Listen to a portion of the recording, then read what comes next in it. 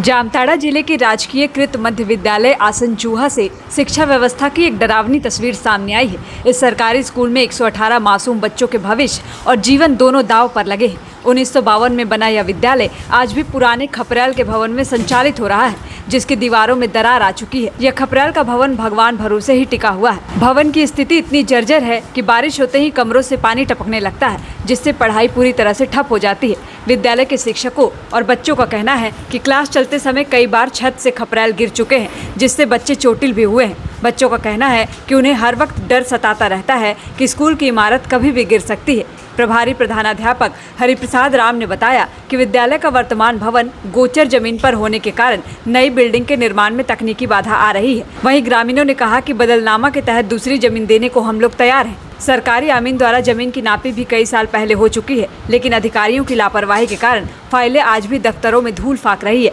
विद्यालय प्रबंधन समिति के अध्यक्ष और ग्रामीणों का कहना है कि उन्होंने जिले के डीसी से लेकर शिक्षा विभाग के तमाम अधिकारियों को कई बार लिखित आवेदन दिया है। ग्रामीणों ने चेतावनी दी है कि प्रशासन शायद किसी बड़ी अनहोनी का इंतजार कर रहा है। यदि समय रहते नए भवन का निर्माण शुरू नहीं किया गया तो कभी भी बड़ी दुर्घटना घट सकती है, जिसकी जिम्मेदारी पूरी तरह विभाग की होगी। मेरा नाम मंतोष कुमार महतो है और उत्क्रमित विद्यालय जो आसनचूहा है ये पूरी तरह जर्जर हो चुका है। एकदम जर्जर की स्थिति में है, कब गिर जाएगा बड़ा घटना घट सकता है।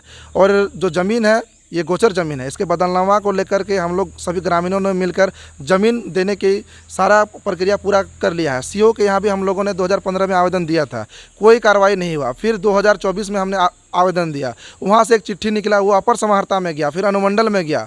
पूर्व डीसी जो थे रवि आनंद सर, उनको हमने 3 बार इस विषय को लेकर अवगत कराया कि सर स्कूल की स्थिति जर्जर है, कभी भी टूट सकती है। अभी अनुमंडल में वो आवेदन पेंडिंग है। वर्तमान जो डीसी है आलोक कुमार, उनको भी हमने इस विषय में व्हाट्सएप के माध्यम से अवगत कराया। 118 बच्चे पढ़ रहे हैं, देश कहाँ से कहाँ पहुँच गया और अभी भी ये स्कूल खपरेल का है, कब गिर जाएगा। अगर 118 बच्चे किसी तरह भी अगर कोई भी घटना घटती है तो इसका पूरा जिम्मेदार जिला प्रशासन होगी। हम लोग उपायुक्त महोदय, जामताड़ा उपायुक्त महोदय और झारखंड सरकार से मांग करते हैं कि सारे ग्रामीण जमीन देने के लिए तैयार है, सारा प्रक्रिया हो चुका है, तो फिर रुका कहाँ हुआ है?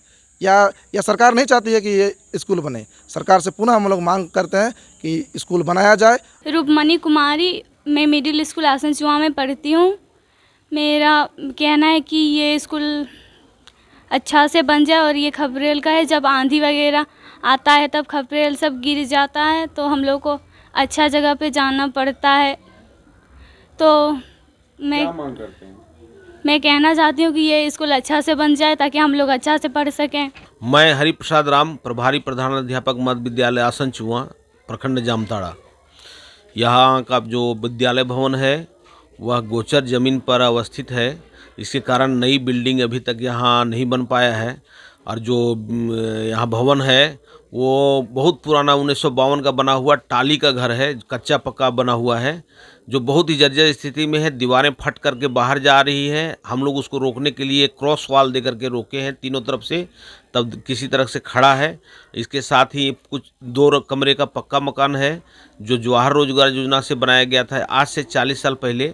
तो वो भी अभी स्थिति यह है कि यहाँ 118 बच्चे नामांकित हैं और 1 से 8 तक है। आदिवासी बहुल क्षेत्र का बच्चा है और गरीब बच्चे यहाँ पढ़ते हैं। विद्यालय का छत जो है टूट टूट के गिरता है और कभी भी ज़मींदोज हो सकता है। इतनी स्थिति खराब है। बरसात के दिन में पूरा पानी चूता है और बच्चे बैठने में बच्चों को बहुत दिक्कत होता है। पठन पाठन का काम बहुत दिक्कत होता है।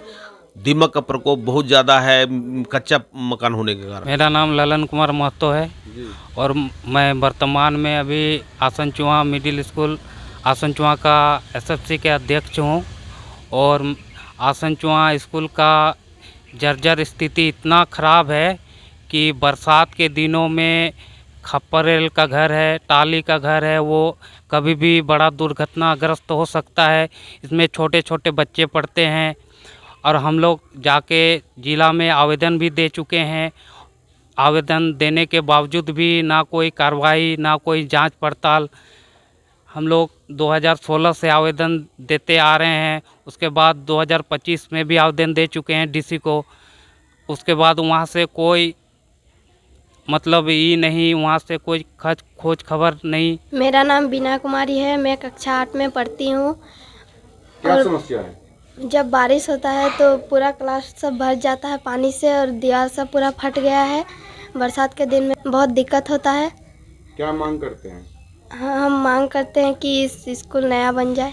गोल, जहां 27 वर्षों के सफर में 17,000 से भी अधिक छात्रों ने डॉक्टर एवं इंजीनियर बनकर भरे सफलता की ऊंची उड़ान। जहां साधारण छात्र भी झारखंड टॉपर्स बनकर बना रहे इतिहास। दूरदर्शी शिक्षाविद श्री विपिन सिंह के मार्गदर्शन में मेडिकल एवं इंजीनियरिंग के लाखों छात्रों के लिए आशा की किरण के रूप में गोल नेशंस लीडिंग इंस्टीट्यूट। प्रतियोगिता परीक्षा की तैयारी का एकमात्र संस्थान NIBM banking, SSC, railway, JPSC परीक्षा की करे तैयारी। जौहरी का भूमिका ये संस्था अदा कर रही है और हीरा चमक रहा है। पूरे NIBM परिवार को मैं तहे दिल से धन्यवाद देती हूँ कि उन्होंने अपने कुम्हार के रोल को बहुत अच्छी तरह से निभाया। मेरा सिलेक्शन IBPS CSA में बैंक ऑफ महाराष्ट्र में हुआ है। करंटली मेरा RRBPO में हुआ है। मेरा सिलेक्शन बैंक ऑफ इंडिया में एज ऑफिसर स्केल 1 हुआ है। मेरा सिलेक्शन इंडियन ओवरसीज बैंक में एज PO हुआ है। NIBM झारखंड का एकमात्र संस्थान। बायोम इंस्टीट्यूट नीट की तैयारी के लिए एक भरोसेमंद नाम। यहाँ अनुभवी फैकल्टी, स्मार्ट क्लासरूम और बेहतरीन टीचिंग मेथड से स्टूडेंट्स को मिलती है मजबूत तैयारी। यहाँ हर स्टूडेंट को मिलता है पर्सनल गाइडेंस और डाउट क्लियरिंग का पूरा सपोर्ट। नीट 2027 और 28 के लिए फेज 2 बैच 30 अप्रैल से शुरू हो रहा है। आज ही बायोम इंस्टीट्यूट से जुड़े और अपने डॉक्टर बनने के सपने को दे सही दिशा। बायोम इंस्टीट्यूट सिर्फ मेडिकल प्रिपरेशन का संस्थान। काम की तलाश है, भरोसेमंद नौकरी चाहिए? जुड़िए ANG के साथ, जहां श्रमिक सबसे पहले। 12 घंटे की ड्यूटी, हर दिन 3 समय का खाना, मुफ्त रहने की सुविधा, आपकी सुरक्षा के लिए इंश्योरेंस, ओवरटाइम का लाभ, PF सीधा क्लाइंट से, समय पर पूरा वेतन और जरूरत पड़ने पर एडवांस पे। ANG मैन पावर सॉल्यूशंस, सम्मान के साथ काम, भरोसे के साथ कमाई।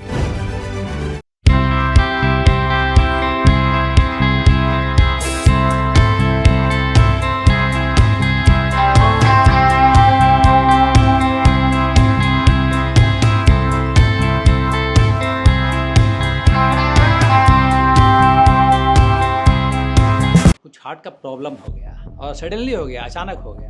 तो Jeevan Jyoti super specialist hospital में एडमिट करके इनका एंजियोग्राफी कराया। एंजियोग्राफी करने के बाद वो अपना रिपोर्ट दिया कि इनका 95% प्लस ब्लॉकेज है, स्टेंट से काम नहीं चलेगा, इनको बाईपास करना ही पड़ेगा। तो कबीर हर्ब है।